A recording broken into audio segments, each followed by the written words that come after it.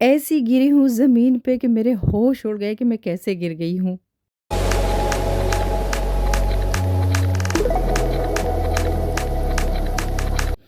अस्सलाम वालेकुम जी and welcome back. क्या हाल है आप सबका? अच्छा मैंने सोचा मैं बाकी के व्लॉग्स तो आप लोग के साथ शेयर करती रहती हूँ और यूरोप के बारे में, यूरोप के डिफरेंट कंट्रीज़ के बारे में, तो क्यों मैंने सोचा क्यों ना आज मैं अभी इसी वक्त आप लोग के साथ जो आजकल हालात हुए हैं जर्मनी के, बाकी कंट्रीज़ का तो मुझे खैर यूरोप में नहीं पता, लेकिन जर्मनी का पता है क्योंकि हमारा रहना यहीं पे है।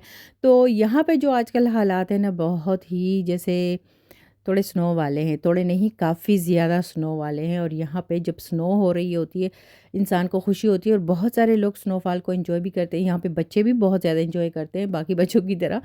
लेकिन जब स्नोफॉल हो जाती है ना और नेक्स्ट डे जो हमें प्रॉब्लम्स होती हैं, मैंने सोचा क्यों ना मैं थोड़ा-सा आपको उसके बारे में बताऊँ कि हमें क्या प्रॉब्लम्स होती है। यहाँ पे ये है कि धूप की तपिश तो होती नहीं है, अगर धूप निकलती भी है तो बस एक लाइट की तरह निकलती है और बाकी कुछ नहीं होता, तो इसलिए बर्फ़ भी जल्दी ज़्यादा नहीं पिघलती और काफ़ी दिनों तक ये जो बर्फ़ होती है, ये पड़ी रहती है। तो बहुत ज़्यादा जो हमें प्रॉब्लम्स आती है, सबसे बड़ी प्रॉब्लम तो उन लेडीज़ के लिए है जिनके बच्चे छोटे होते हैं और उन स्ट्रॉलर को उन्होंने खींचना होता है। तो इस बर्फ़ में ना उसको खींचना, स्ट्रॉलर को खींचना बहुत ज़्यादा मुश्किल होता है क्योंकि ये एक्सपीरियंस मुझे खुद भी रहा है। एक दफ़ा यहाँ पे स्नो हुई थी 2008 में, बहुत ज़्यादा स्नो हुई थी, वो मुझे अभी भी याद है कि वो पता नहीं कितने फीट तक थी। लेकिन जब मैं यहाँ पे एक कोर्स भी कर रही थी और निदा तब छोटी-सी मेरी बेटी छोटी-सी थी उस टाइम, कुछ महीनों की थी। तो स्ट्रॉलर को खींचना और ट्रेन तक जाना, वापस आना, स्कूल तक जाना बहुत ज़्यादा डिफ़िकल्ट होता है। अच्छा, फिर यहाँ पे इसमें जॉब के लिए भी जाना होता है, जैसे कि आजकल मैं जॉब पे मेरा जाना होता है। तो उसके लिए ये मसला होता है ना कि अगर आप दौड़ते हो क्योंकि ट्रेन लेनी होती है, तो कभी-कभी ये भी होता है कि आप ट्रेन के पीछे भागते हो ना, क्योंकि ट्रेन यहाँ पे ठहरती तो है नहीं, सेकंडों के लिहाज से वो ठहरती है, लोग उतरते हैं, लोग चढ़ते हैं और बस फिर चली जाती है ना, रवाना हो जाती है। तो उसको फिर पकड़ने का भी होता है कि ट्रेन ना निकल जाए, वरना फिर आगे 10 मिनट, 15 मिनट और 20 तक मिनट का हमें वेट करना होता है। और ड्यूटी ड्यूटी पे तो जाना ज़ाहिर है टाइम पे ही होता है। तो अगर थोड़ा-सा भी आपका पाँव फिसले ना, फिर आप खुद को कंट्रोल नहीं कर सकते हो। तो इसी तरह मेरे साथ भी हुआ। मेरे अन को किंडरगार्टन छोड़ने गई थी। बहुत सारे लोग मेरी फैमिली के बारे में इस चैनल पे नहीं जानते, जो कि न्यू लोग हैं। तो मैं फिर से बता दूँ कि हम लोग जर्मनी में रहते हैं, काफ़ी टाइम से, सालों साल हो गए हैं, पता नहीं अब तो सारी लाइफ ही यहाँ पे गुज़री है। तो यहाँ पे मेरे जो बच्चे हैं, एक बेटा है, एक बेटी है और बेटी माशाल्लाह से बड़ी है, 16 साल की है, बेटा अभी अभी छोटा है, 5 साल का है। जो न्यू आए हैं उनके लिए मैं बता रही हूँ। तो बेटे को मैंने ही छोड़ना होता है सुबह-सुबह और वापसी पे मेरे हस्बैंड लेके आते हैं स्कूल से। तो सुबह मैं लेके जा रही थी अपने बेटे को और वापसी कर रही थी, मैं वापस आ रही थी, तो मुझे नहीं पता मैं पाँव मैंने कैसा रखा है और मैं फिसली कैसे हूँ और मैं गिरी कैसे हूँ, ये तो उस टाइम बिल्कुल मुझे होश ही नहीं रहा।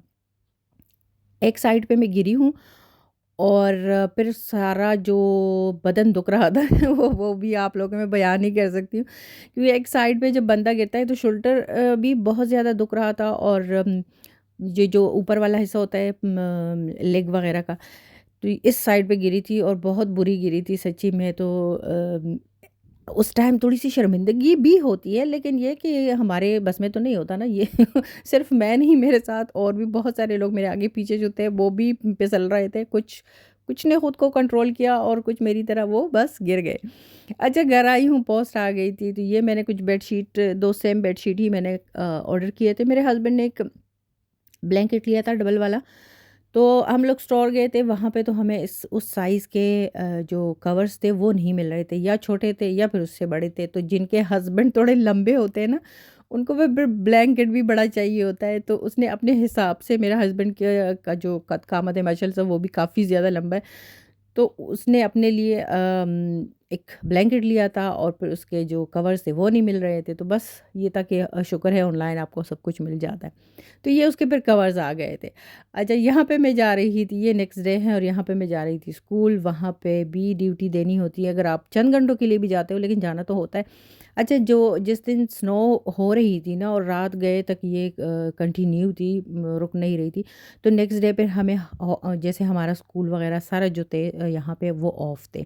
सारे स्कूल उन्होंने ऑफ रखे थे। तो ये भी एक अच्छी बात थी कि नेक्स्ट डे हमें स्कूल नहीं जाना पड़ा, लेकिन ये है कि फिर उसके बाद तो जाना पड़ रहा था। और यहाँ पे स्कूल जाने से पहले-पहले मैंने जाना था डॉक्टर के पास अपनी एक तो कुछ मेडिसिन मैंने लिखवाए थे फ़ोन करके, वो मैंने लेने थे। उसके बाद फिर थोड़ा-सा मैं गई थी परफ्यूमरी शॉप पे, वहाँ से कुछ लेना था और उसके बाद फिर मैं चली गई थी स्कूल। अच्छा, स्कूल जिस साइड पे है ना, वो मैं आपको बताती हूँ। ये देखिए, ये ट्रेन जो ठहरती है ना, आप यकीन करें, अगर आप 2 सेकंड नहीं, 1 सेकंड भी अगर आप लेट हो जाते हो, तो फिर आप ट्रेन नहीं पकड़ सकते हो और फिर भागना पड़ता है। और भागते हुए फिर बंदा फिसलता भी है और जिसकी लक अच्छी हो वो नहीं गिरता, मतलब रह जाता है गिरने से।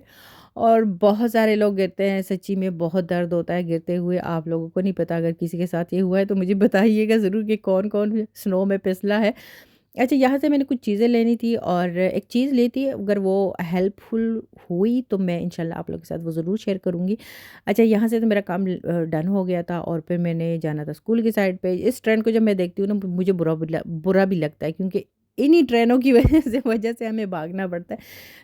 पर ख़ैर, ये पार्ट ऑफ लाइफ़ है, होता रहता है। लेकिन मसला एक और भी है। दूसरा मसला मैंने जो आप लोगों के साथ डिस्कस करना था वो ये था कि अगर इस तरह की कोई बर्फ़बारी होती है ना, तो फिर उसके बाद अपनी गाड़ी में भी आप लोग नहीं जा सकते हो, मतलब हम लोग नहीं जा सकते गाड़ी में।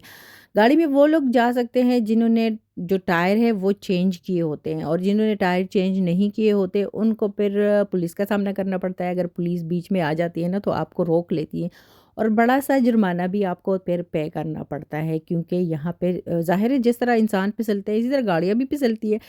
तो इस वजह से फिर टायर भी चेंज करने होते हैं, और हमारी गाड़ी के टायर्स जो हैं वो अभी हम लोगों ने चेंज नहीं किए। जो विंटर वाले टायर्स हैं ना, वो अभी माशाल्लाह से स्टोर में ही पड़े हुए हैं, क्योंकि इतना हमें था नहीं, क्योंकि सालों के बाद इतनी बर्फ़ हुई है, तो इसलिए अभी चेंज नहीं करवाए। अच्छा, ज़रूरत ख़ैर इतनी थी भी नहीं, क्योंकि मैं ट्रेन से ही ईज़िली आना-जाना मेरा हो जाता है।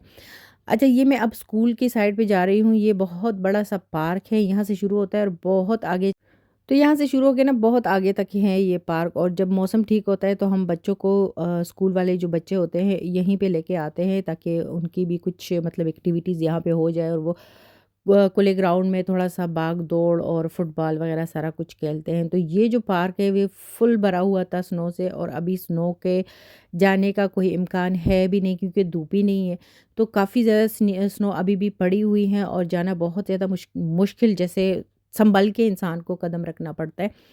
तो मैं अभी आपको अपना स्कूल भी दिखाती हूँ। नेक्स्ट व्लॉग में कभी अगर मुझे मौका मिला तो मैं पूरा भी आप लोग को दिखा दूँगी, क्योंकि हमारा जो स्कूल है वो बिल्कुल एक हिस्टोरिकल बिल्डिंग है, बहुत ही पुराना है। और इसकी किस्मत अच्छी थी कि ये जो सेकंड वर्ल्ड वार यहाँ जर्मनी में गुज़री है ना, उसमें भी ये स्कूल जो है ये बच गया था, और ये 124 साल पुरानी बिल्डिंग है। मुझे अच्छी लगती है बहुत ज़्यादा। इसमें दरवाज़े हैं, इंसान कन्फ्यूज़ भी होता है जब न्यू-न्यू होता है।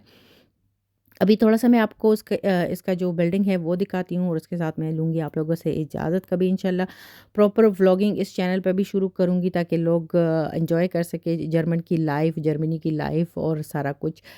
तो जो ओल्ड वाला चैनल है उसमें तो ख़ैर मैं बहुत ज़्यादा कुछ शेयर कर चुकी हूँ, लेकिन अब इसकी बारी है। और ये है जी बिल्डिंग स्कूल की, ये देखिए बहुत पुरानी है, 124 साल पुरानी। ओके जी, एन्जॉय कीजिए मेरे व्लॉग को। अल्लाह हाफ़िज़।